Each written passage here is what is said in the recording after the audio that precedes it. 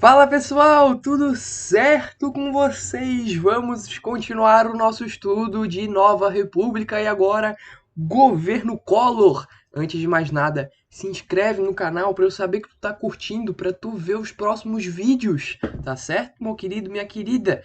Curte o vídeo, comenta, né? Diz aí, muito ruim, tá legalzinho até, né? Compartilha com teus amigos que tu quer que aprenda um pouco mais da história desse país maravilhoso que é o Brasil.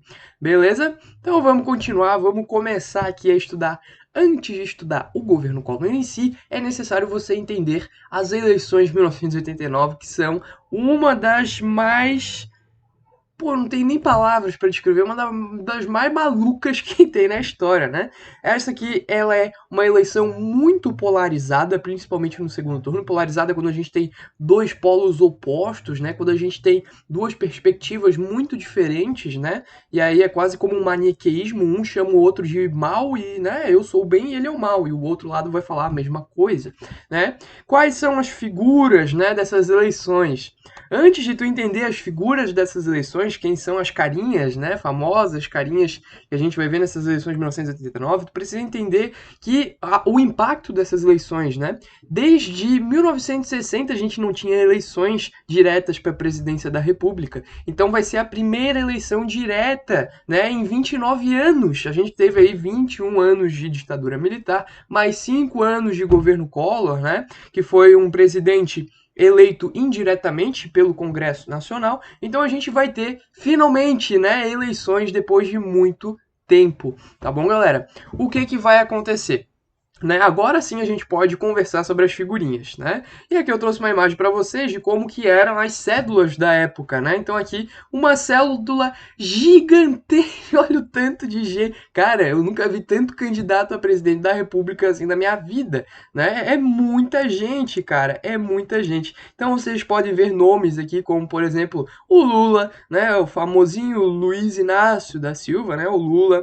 Aqui a gente tem a Fife, a gente tem o Brizola, o Gabeira, né? Mais abaixo a gente vai ter Collor, Enéas, Ulisses Guimarães, a gente tem Mário Covas, né? Aí, ó, o parente aí do Bruno Covas, que faleceu recentemente devido ao câncer, né? A gente vai ter Maluf, gente, é muita gente, Ronaldo Caiado, enfim, é uma seleção de pessoas assim incrível. Poderia ter ficado mais incrível ainda, caso, né, a candidatura de Silvio Santos tivesse sido aprovada, coisa que não foi. A candidatura de Silvio Santos, imagina, eu vou fazer o Brasil, né?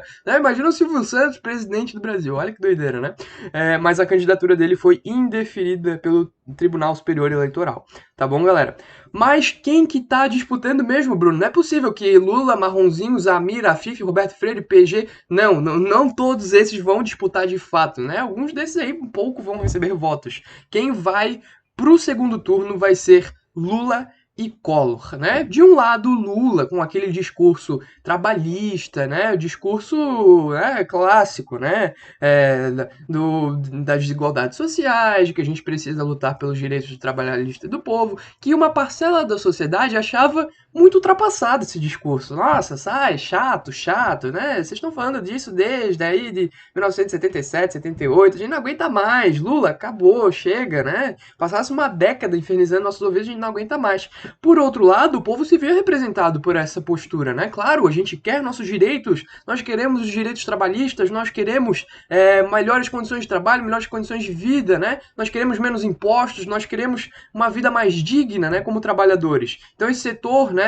Que vai se identificar com essa figura metalúrgica, com esse nordestino imigrante em São Paulo, né?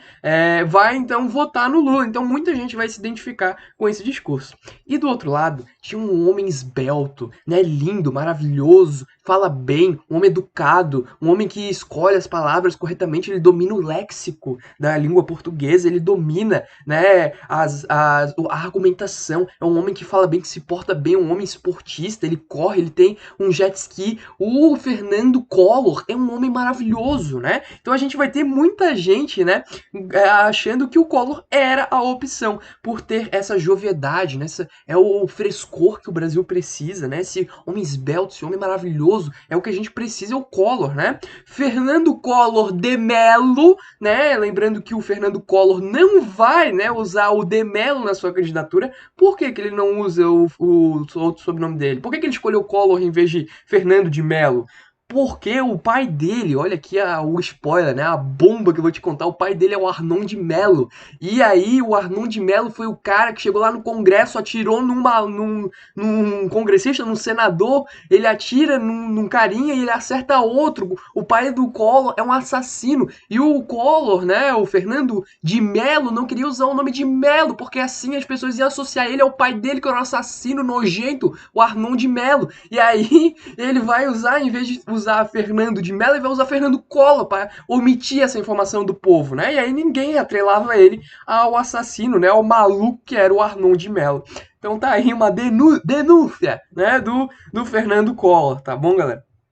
E aí o que vai acontecendo? O Fernando Collor, que era do PRN, ele vai acabar por criando um partido, né? Um partido quase que para ele nessas eleições, o PRN, né? O Partido da Renovação Nacional, vai disputar contra o Lula o Partido dos Trabalhadores, toda aquela história sindical e tudo mais, né? Os grandes veículos de comunicação vão apoiar o Fernando Collor de Mello, tá? Filho do Arnon de Mello, tá? Por que eles vão apoiar? Porque eles tinham muito medo do que o Lula ia fazer, tá? O discurso do Lula nessa época ainda vinha um pouco menos conciliatório, bem sindical, bem de esquerda mesmo, e os grandes veículos corporativos de mídia não queriam, né, um possível socialismo ou, enfim, um possível sindicalismo no Brasil, tá? Por isso que a gente vai ter aí Globo, por exemplo, alterando, né, o reprise de um debate entre Lula e Collor no segundo turno. Esse reprise ele vai ser manipulado, e depois o próprio Boni, né, ele vai falar, a gente manipulou mesmo, e é isso aí, né? Então, fizeram de tudo para mostrar o Collor como um cara fenomenal, como a solução pro Brasil, tá? Então,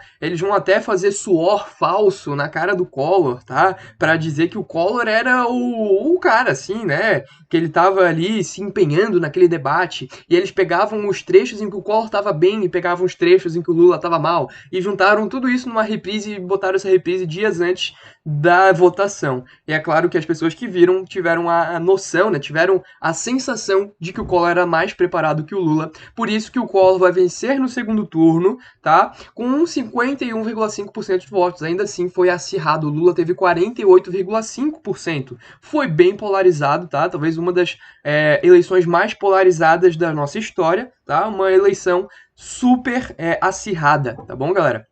Outra coisa, tá? O Collor, ele foi um cara que ele usava alguns discursos na sua campanha eleitoral. Por exemplo, ele falava, quando ele chegou, né, para esse debate, inclusive tem um debate aqui maravilhoso, né, mediado pela Marília Gabriela, tá? Então essa foto aqui é famosíssima, é clássica, né? O encontro dos duelistas, né, do Lula e do Collor. Ele chegou pro debate falando assim, ó, o Lula é um cara que tem um aparelho de som melhor que eu, então ele se paga de sindical, mas ele tem um puto aparelho de som melhor do que o meu. E aí as mães, né, as tias, elas falavam, como assim socialista mas ele tem um aparelho de som no carro, como assim socialista? Então, né, fazendo um paralelo aí com o socialista de iPhone de hoje em dia, naquela época o Lula era taxado de socialista de aparelho de som, tá? Como assim? Ué, ele não é sindicalista e tem um puto aparelho de som, né? E o Collor, olha só, isso daqui é muito importante, ó. O Collor, ele falava o seguinte, se o Lula for eleito, ele vai tomar a poupança do país, do povo, né? Ele vai roubar a poupança de todo mundo. Né? O Collor falando isso. E a gente vai ver por que isso é bem irônico depois, tá? Ele que ficou conhecido aí como um caçador de marajás, né? O que é um marajá? Seria um funcionário público que serviria apenas para se aproveitar do Estado, que não trabalhasse com efetividade, tá? Então a gente vai ter aí toda essa prerrogativa que vai fazer com que o Collor se eleja presidente da República em 1989 e ele assumiria então em 1990. A primeira coisa que ele vai fazer no seu governo, no dia 1, no dia D, né, de quando ele assume a presidência, é fazer exatamente aquilo que ele disse que o Lula faria. Olha que doideira, né? Mas, né, isso é tema de uma próxima aula. Eu vou dividir, então, o governo Collor em dois, as eleições. Tem um episódio só para as eleições, porque é importantíssimo, né, você entender as eleições de 1989. E eu venho, então, num próximo vídeo com o governo Collor em si. Beleza? Beijão, te vejo na próxima. Valeu!